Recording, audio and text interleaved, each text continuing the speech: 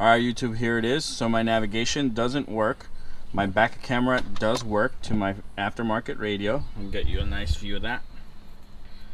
Then, if I go back to park, I have full volume because of the amplifier interface. And then my steering wheel controls work to control my volume up and down. So if you're thinking about doing this, I highly recommend it. It's now possible. It's fully plug and play. You just have to pull your radio and run a few wires depending on the radio you want to install.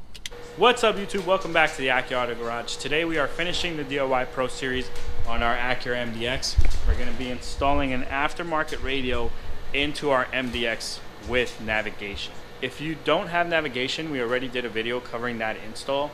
This video is going to focus on the navigation equipped MDX from years 2007 to 2014. If this is the first video you're watching on the channel, welcome to the channel. If you're looking for other DIY videos on how to upgrade your speakers, the amplifier, the subwoofer, the camera, we have those on our channel. You might want to check out the Acura MDX playlist so that you can decide what you want to upgrade and not upgrade. In this video, we're going to be upgrading the radio. If you have ever attempted to upgrade the factory radio in your navigation equipped MDX, you might have run into two issues. One of those issues would be that you replaced the radio, but you had no sound. In that case, you probably didn't find the right harnesses and never fed audio to the factory amplifier. Scenario two is you replace the radio, everything works, you have sound, but it's very low. In that case, you found the right harnesses, but you still can't get to full volume. You may max the aftermarket radio's volume up to 40, but you'll see that the car doesn't get much louder. This is because when you replace the factory radio, you eliminate the communication between the factory radio and the factory amplifier.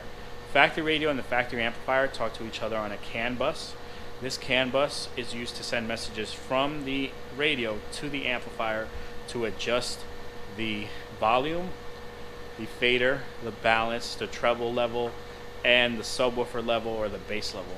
So when you remove the factory radio, that communication is gone, and the factory amplifier defaults to its standard mode, which is low audio, everything centralized, everything at 0. Unlike your traditional amplifiers, your factory amplifier has a DSP built in. This means that without you being able to adjust those settings, you will not be able to change the output. So normally a regular amplifier, you increase the volume, the output also increases. Because of our DSP, even though we're increasing the voltage going into the amp is going, no, I have nothing telling me to increase the output. I see you're increasing the input, but I'm not going to increase the output. Nothing is telling me to. So in the past, we recommended bypassing the factory amplifier because there was no way to retain it. There was no way to continue that communication or to send commands yourself. If you're looking to do that for cost saving purposes or because you don't want to bother with the factory amplifier, it's broken, we have another video that shows you how to do just that with our amplifier bypass and some speed wire. So if you're looking for that video, check out the Acura MDX playlist. If you want to integrate into the factory amplifier, that is what we're going to cover today. We're going to integrate into our factory amplifier with our ELS amplifier interface. I'll explain more about this to you in a little bit, but I just want you to know that we have figured out how to keep the factory amplifier in the equation and thus keep all your speakers working just like the factory. We'll cover that a little bit later on. So this interface combines with our wiring harness to give you control of the factory amplifier. With this knob, you're able to adjust the volume level of the output of the factory amplifier. This interface sends the same commands that the factory radio would have sent to the factory amplifier to increase the volume, and that's how we're able to retain it and power all of our speakers. We currently are the only company that has a solution. This is an in-house built interface that we have designed and written the software for, so you won't find this anywhere else. If you want to replace the radio in your navigation equipped MDX, TSX, TL, you're going to need to pick this up from us. So your factory radio and your factory amplifier talk to each other on a CAN bus system. This is a 2-wire system with a shield and a ground, and this is so that they can communicate from the radio to the amplifier. Basically, they send CAN bus commands that adjust the volume, the fader, the balance, and the treble and bass levels. The way these two work together is The factory radio provides a 1-volt fixed stereo output to the factory amplifier. That stereo output is provided via the front left and front right outputs from the radio to the amplifier. The radio has additional outputs for rear left, rear right, sub, and center, but those aren't used with your traditional inputs. When you switch to XM or CD, you can enable surround sound audio, which enables the ability to send 6 channels of output from here to here. But most sources only use those 2-channel stereo outputs, and that's how our install is going to work. We're going to send front left and front right audio from our aftermarket radio to our factory amplifier, and we're going to use this interface to manipulate the volume. If you want to adjust the treble or bass level, you can do that straight from your radio. You will not have balance control, so you'll have fader from left to right, but if you'd like to fade to the rear or fade to the front, that won't be available to you in this install when you have the factory ELS system. This also means that we are leaving all the factory crossover points and factory EQ curve in place. If you're just replacing the radio, you really don't care about that stuff. But if you're an audiophile and you're replacing the radio to get better sound, you're going to want to replace the amplifier too, so you can control every single setting. If you're just upgrading the radio because you want better sound and maybe CarPlay or additional features, you're going to be more than satisfied with the upgrade. So in your MDX, the audio system is integrated with the navigation system and your climate control. So if you're thinking about replacing the radio in your MDX, your climate control is going to stay, that's no problem. But your navigation, depending on the year, will or will not work. So in your 2007, 2008, 2009 MDX, your navigation can continue to function as long as you transfer this control knob to the new dash kit. If you want to keep your backup camera, as long as your navigation works, you can keep your backup camera up there. If you want to reroute the backup camera, you can reroute it to your new aftermarket radio. If you don't want to do any fabrication, then consider your navigation gone and consider this screen gone, because it may work after the first few days of install, but eventually when you swap your battery or your battery dies, it's going to ask you for the code and you won't be able to put it in. So consider the navigation system no longer working unless you're going to make a custom mount for this knob. So you'd need to make something like this to keep your navigation working, because this control knob just hooks up with a harness back here, and that allows you to control the navigation. This is only possible in the 2007, 8, and 9 because the navigation is located under the seat. So with an extension harness right here, you can make the cable that plugs into here longer and be able to control the factory navigation still. If you have a 2010, 11, 12, 13 MDX, consider your navigation system completely gone. There used to be, or there might still be, a company that used to make a custom dash kit if you sent them your factory radio. So they would take your factory radio, modify it, and give you an opening enough for a double DIN. So ultimately, they would cut something like this out and allow you to fit a double DIN in there. I don't know if they're still around or if they're still doing that. So if you have a 10, 11, 12, 13, consider your navigation gone, consider your backup camera gone. You can reroute your backup camera to the aftermarket radio that you install, but your navigation system is no longer going to work. On both years, it's possible that that top screen will become non-functional. So if you want to replace that top screen, you can put an Android screen there and use it to mirror stuff from your primary screen. It's up to you. If you're looking for that, we have videos on both the Android screens to cover all the years of the MDX. So regardless of what year you have, you will lose the factory rear entertainment. There is no way to keep it. You can replace that screen with another one if you need rear entertainment. You'll also lose the factory HFL, so the hands-free control link, which includes Bluetooth. You'll lose your USB inputs from the factory, and you'll lose your auxiliary input. So if those are important to you, you might want to reconsider the upgrade. Just if you're thinking, oh wait, I didn't even think about that, just remember your aftermarket radio is going to have all those features. You'll have USB inputs in the back, and you can flush mount one somewhere. You'll have an auxiliary input, and of course it'll have Bluetooth. So losing those isn't the end of the world, but it's just something I want to make you aware of. Now another thing I'm sure you're wondering about is your steering wheel controls.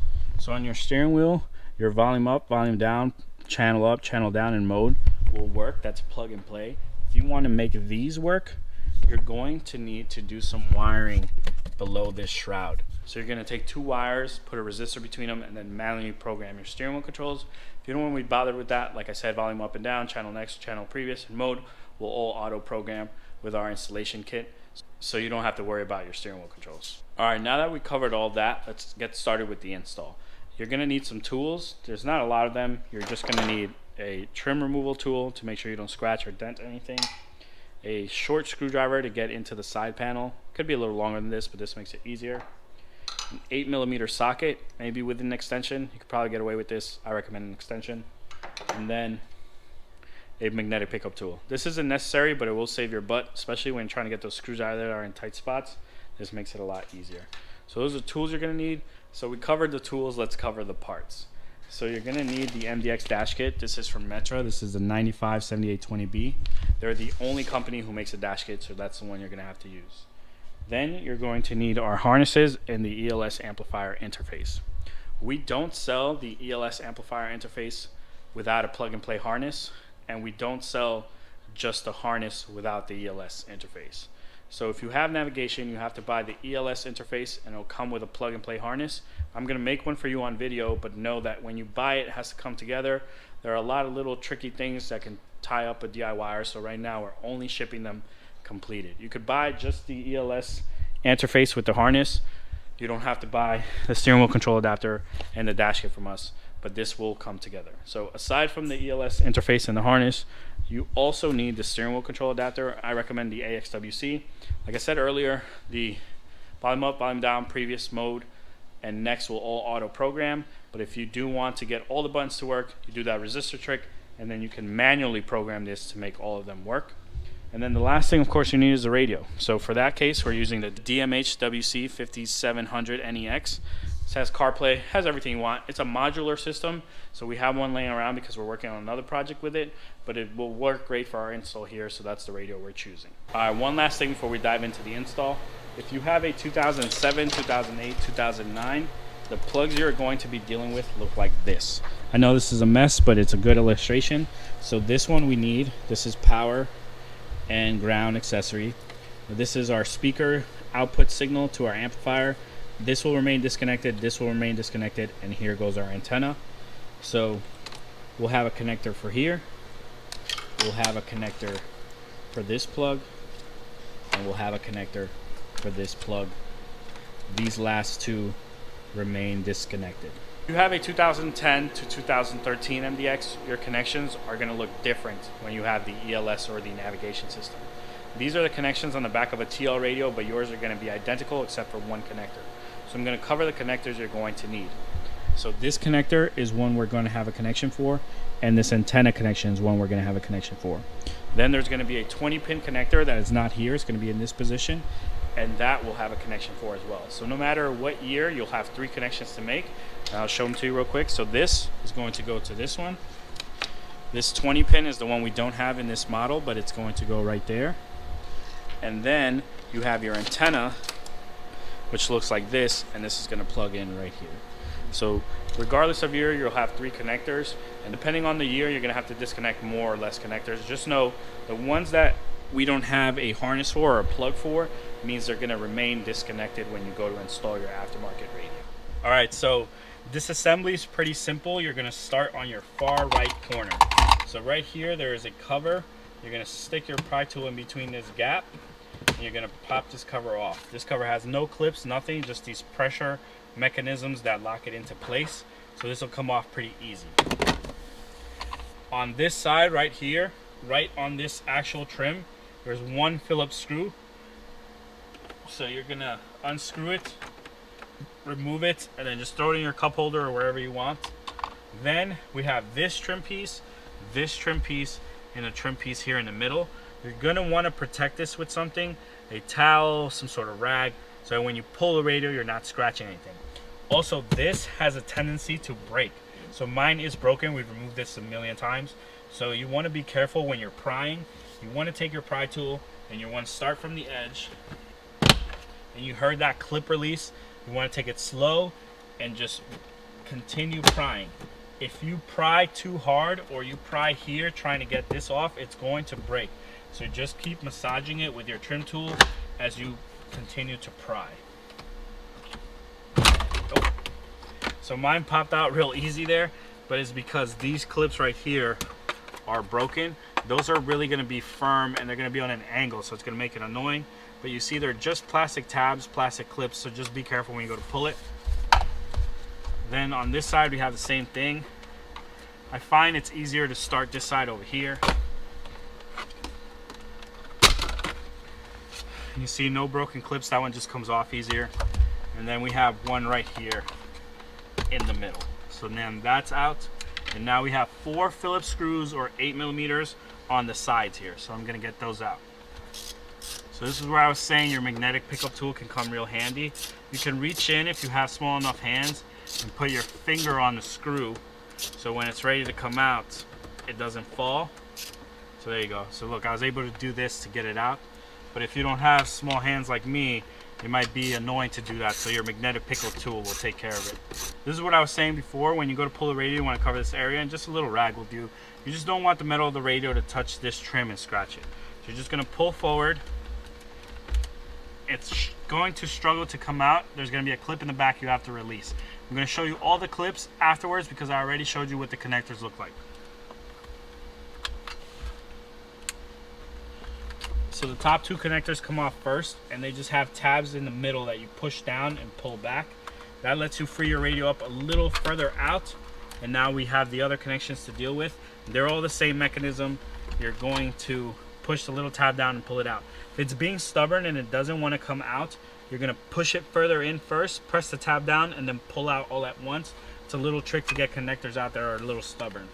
Okay, so after you disconnect everything, you're gonna think you're home free. There's one more connector. It's down here. This is for the navigation knob. You gotta make sure you disconnect that. And now our radio is free and out. With our radio out, we're going to take our climate control and transfer it. Our climate control is held up by a screw here, and on the opposite side, same thing, a screw here and a screw here. You can see ours are missing. We've done this multiple times. But when you go to mount it on your new dash kit, you're only gonna use the bottom screw. So a screw here, and a screw down here. All right, so we got our dash kit together. There's really not much to it. It comes with 4 screws. You screw one here, one up here, and one up there. And this is what it looks like when it's done. This additional hole will not be there. This additional hole we made because we're going to be mounting the volume control knob there. Now we just need to screw this onto our dash kit. All right, YouTube, so this knob actually controls 2 things. It controls volume and base level. I'm gonna show you what I'm talking about. So this comes off, it just slides off. Then you actually have 2 knobs. So this is volume, then this middle one is base level. You can see it's a little harder to turn, it's a little bigger.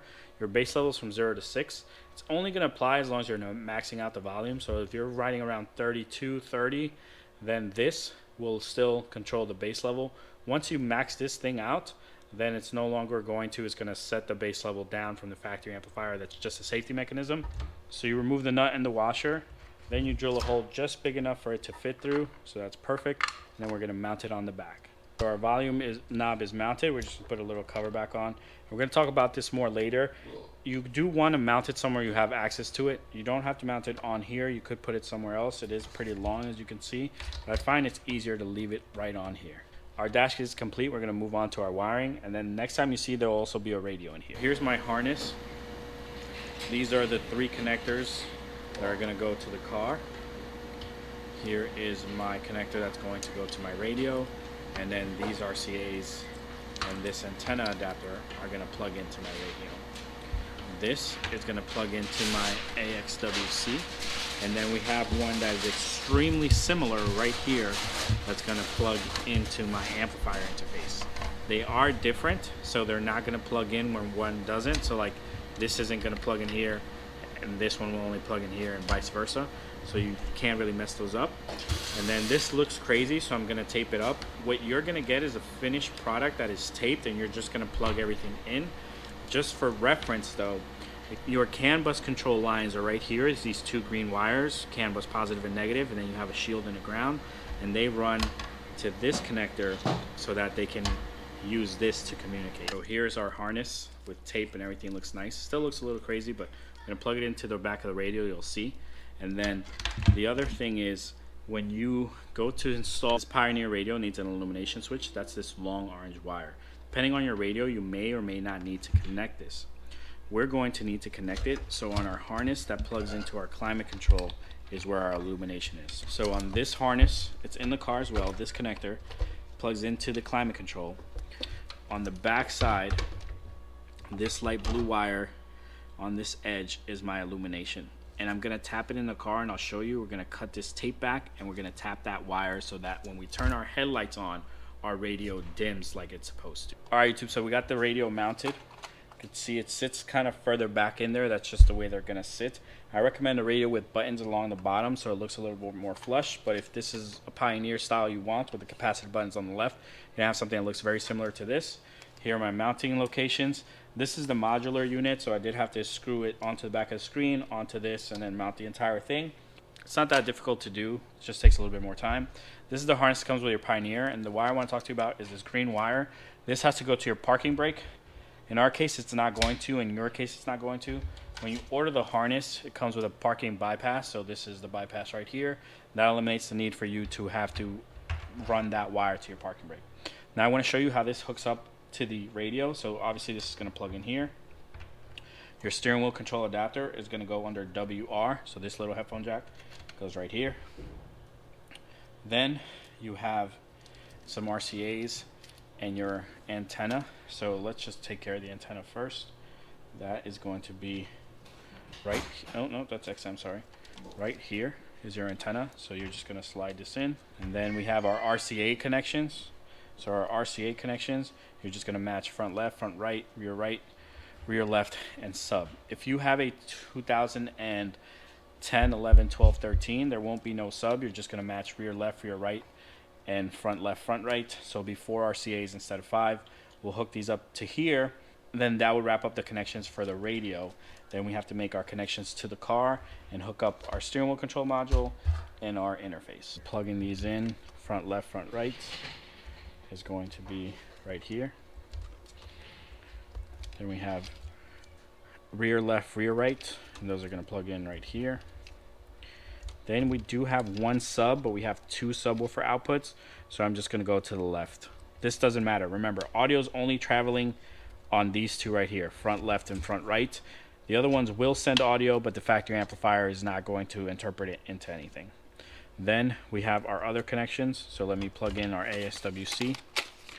This little black box has the connectors with the 3 wires. This goes right here. And then this connection right here is for our amplifier interface. The amplifier interface plugs into right here. Our amplifier interface has a reset button and then 2 LEDs. These 2 LEDs indicate whether it's working or not. So you should have orange flashing LEDs when this is fully working. Then you have the connection for the knob. So like I said before, you could have mounted the knob anywhere. We find it's easier to put it on the face of the unit, but now you would make this connection. It's just 4 pins. They line right up.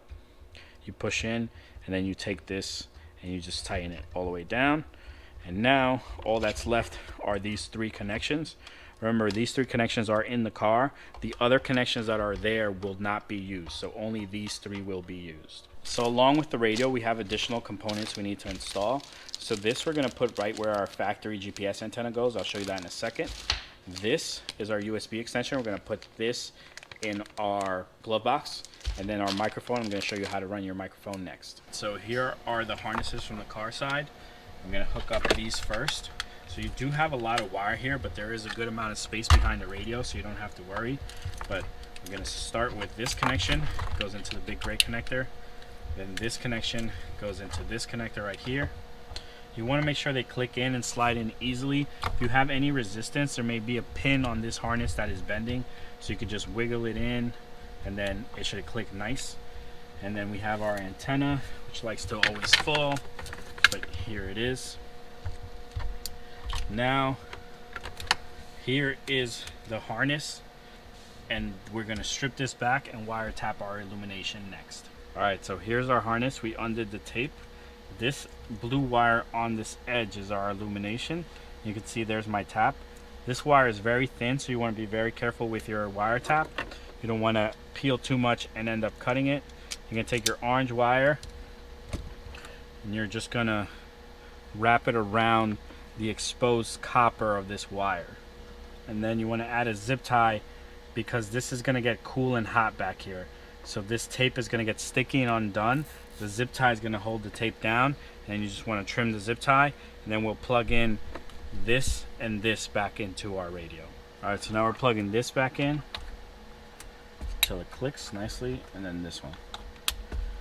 Now I'm just going to push my other connections down into the cavity for a second, and then sit our radio down. We just want to do a quick test to make sure that we have power, audio, and our radio dims when it's supposed to. So our power is on. I'm gonna hit that. You're gonna go standard mode if you're using this radio. Hit OK, hit OK. And I already hear the radio. I'm just gonna go and put a radio station that I know would work. Hey YouTube, so our first power up test is working well. We have audio. And 0 down payment. Our volume control is working as expected. This volume control is working as well. Got a lease, a loan, or a title? Any make or model, Atlantic Honda will buy it. Get incredible deals that even the founding fathers would have pulled. Our steering wheel controls might or may have not programmed. It looks like they did auto program. If yours didn't program, don't worry about it yet. We haven't set everything up. We just wanted to make sure that everything that we expected to happen is happening. So my climate control should work. There we go. And then I should be able to hit all these buttons. And now my radio is working. This screen is dead. If I do put it in reverse, my camera should show up, but we're going to be rerouting this camera to this radio in a second. Right now we're going to focus on our mic, our antenna, and the other little things you have to get out of the way. If your controls aren't working, you need to reset the AXWC. Is this button right here. You're going to press it down for 3 seconds. 1, 2, 3. It's going to begin flashing red and green really fast. You're going to hold volume up on the steering wheel while it flashes. Then it's going to go to a series of green flashes, then a series of red flashes, and then eventually it's going to go solid red. When it goes solid red, your control should now work. So you can see my volume's up to 21. So my controls are working now. For some reason your controls still aren't working, double check that you plugged in the headphone jack to the right connection. If you have a Kenwood, you need to attach the brown wire that came in the AXWC to the blue yellow wire on the back of the radio, and then you're going to plug in your headphone jack into that. If you're still having trouble, give us a call. Our tech support will be more than glad to help you figure out why the steering wheel controls aren't working. Now I want to talk to you about our interface. So our interface, when it's working, it's going to be solid red and flashing. Flashing means it's sending commands. So if for some reason either of these are off, you know that you don't have volume control and something is off with your system. So if you need to troubleshoot our interface, when you call, we're going to ask you for the status of these two lights. So you should have solid red and a flashing red or /orange. Guys, so to remove this part, depending on your MDX, you might have something like this where it inserts into here, and you're just going to have to kind of pry it out with force. Or you might have a collapsible clips that you need to push in further to get out. You're going to also maybe have a cover here that you can remove. So depending on the year, you're either going to have to punch this in and collapse that clip, or just pry this away, or there'll just be a 10mm here. With this one, I had to smash it in and then pull away. This is a 2007 MDX, and now I can run my mic up this way to where I want it. So our microphone is zip tied in place. It is here. We ran the wire down, and you know we like to use our zip ties on this channel as snakes, so our microphone's right there. I pulled our radio further out so I had space to work. Now I'm just going to put this panel back on, and then we'll work on our antenna next. Alright guys, so we hooked up our backup camera and our microphone. Our microphone only fits into one slot. It's in this far right edge. I can't really show it to you. The camera, it says rear camera input, and then you're hooking that up to your purple white wire. If you need more information on the backup camera install, we have a whole video to that, so I'm not covering as much detail here. So if you're wondering about the backup camera, check out that video. Now I need to take care of my USB, which is going to run to my glove box, my antenna that I want to put up here for GPS. This is for wireless CarPlay. Your radio may or may not come with this. So my GPS antenna I ran, I just snaked it, and then I mounted it right here where the factory antenna goes. Now for my actual USB, I am just going to snake it into my glove box. If you drop your glove box just a little bit like this, you can get easily behind there to run this wire. So this wire is going to run from here into here. Come on. You can see it's that simple. And then this even has a little slot to hold the wire. And now when you actually want to put the glove box back in, you just squeeze it. Now here's my wire for wired CarPlay or charging. And then this just plugs into the back of the radio and the USB-C slot. Alright guys, so now it's time for my final test. Everything's hooked up. The only thing that's left to do is connect my phone to CarPlay. I'm just going to make sure my steering wheel controls work, my backup camera works, and I have full volume, and my climate control works. My volume works. Navigation doesn't work, not touchscreen, other way to control it. When I do put it in reverse, my backup camera comes up. That's going to stay dead, and that's how it's going to work on any year MDX if you decide to keep your factory backup camera. If you do an aftermarket backup camera, then this will still work on your 07, 08, 09. On your 10, 11, 12, 13, it's not going to work. So that's working. Let's make sure our climate control is working. Yeah, all this is working. Let's turn this off. Now let's make sure our steering wheel controls work. So that's working as well. And then channel up, channel down. Okay, cool. So now everything that we want to work is working. Let's check out our CarPlay. There we go. So our CarPlay is working as well. And now let's just go ahead and play some music. So now I'm going to put everything back together and I'll show you the end result. My radio works, my climate control works, my navigation no longer works, my steering wheel controls, volume up and down, previous, next, they work. If I put my car in reverse, my backup camera works. Alright YouTube, before I wrap the video up, I just want to talk to you about something very important. When it comes to installing the aftermarket radio and using our interface, you're going to end up with two volume controls. So the volume control on the steering wheel, the volume control on the face of the radio are going to do the same thing. They're going to control the volume of the radio's amplifier. Our volume knob here controls the volume of the factory amplifier. So you have two volume controls. It can get confusing. I'm going to tell you exactly how you would use this system. You're going to take your radio volume, you're going to set it to right around 20, 25. If you want, you can meter the output. You want to be at around 1 volt full output, which usually is half the radio, because to get to 4 volts or 3 volts, whatever it claims it does, you usually have to turn on all the settings up. So most radios, if you go to half volume, you're safe. So half volume is your max that you can bring this radio to. Maybe you can push it to 26, 25, but let's say 20 is where you want to use it at. So from 0 to 20, you can adjust the volume on the steering wheel or on the radio. If you want to go louder than 20, because it's obviously not going to be that loud, then you adjust this volume. Down every single day. And you know, when the weather is up and down like this, you want to make sure that you're... So basically what I'm saying is the way to use this is you're going to set this volume wherever you want. So let's say right now you want to listen to a moderate volume. You don't want it too loud. You're going to put this right a little past half, and then you're going to use this when it comes to plumbing, heating, or cooling. Hit 'em up to online get at loud DansDans.com. or to lower it. So this way you can use your steering wheel controls. It'll control the entire system. But if you want to jam out or if you want to play really loud, then you can only bring this to 25. Veterans who help keep you safe. Get involved with the Army And Historical then you turn Foundation's this all the Registry way up. of the American Soldier, open to all Army veterans. If you max out both, so if I bring this to 40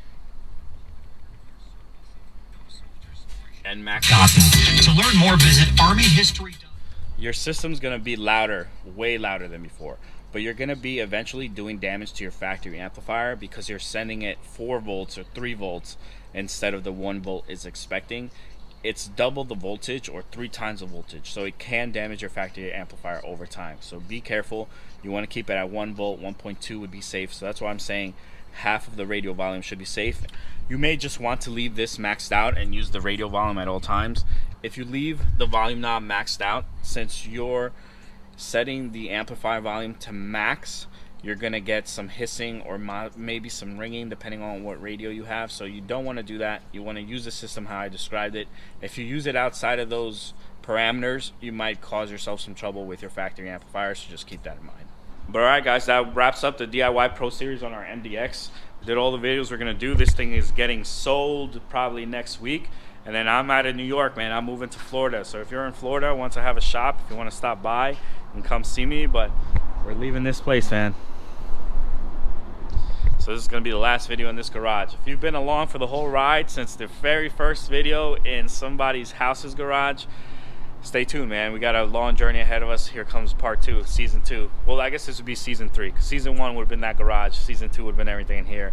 Season 3, we'll see what we come up with in Florida. Thank you for watching, and make sure you give the video a like. It helps out a ton. What's up, YouTube? It's Orlando over at Mobile Max Car Audio, and I'm back to you guys with another video. What's up? Oh, come on. What's up, YouTube? It's Orlando with Mobile Max Car Audio, and I'm back with another video. Today we have a 2008 Acura MDX. I know this is a car a lot of people have been waiting for, so I can't wait to get to work on it. I'm sorry for all the noise.